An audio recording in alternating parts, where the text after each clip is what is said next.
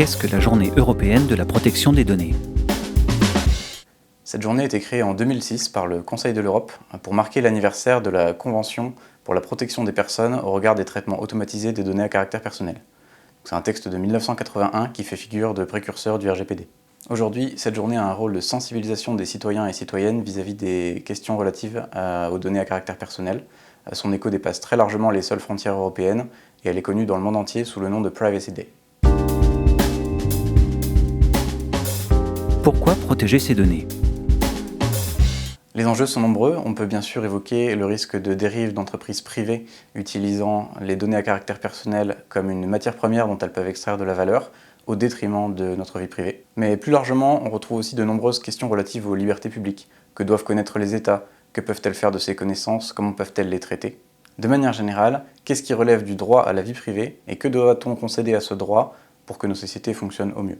Les enjeux moraux et politiques, collectifs, sont tout aussi importants que les enjeux individuels et commerciaux. Attirer l'attention sur ces enjeux, c'est justement le rôle de cette journée. Tout le monde est-il concerné ? La réponse courte, oui. La réponse longue, oui, absolument.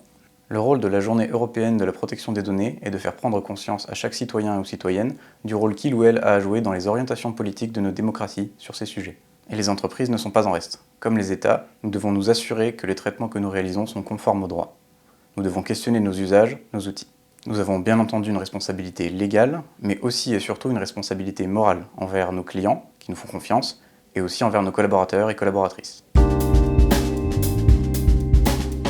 Des astuces pour protéger ces données ?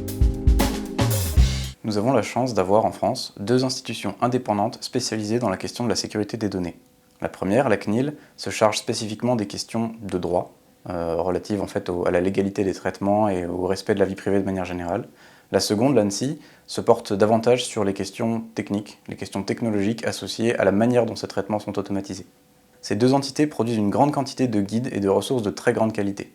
Pour connaître ses droits, savoir comment agir et obtenir des astuces, des tutoriels, c'est vraiment les 2 premiers points d'entrée essentiels.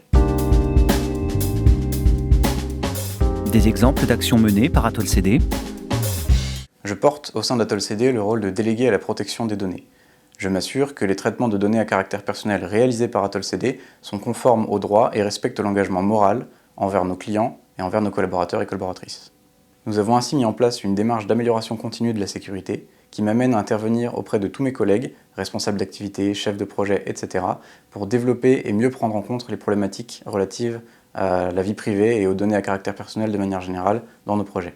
Nous incluons également dans notre parcours d'intégration une séance de sensibilisation à la cybersécurité qui aborde les questions relatives à la vie privée et aux données à caractère personnel, notamment au travers du RGPD.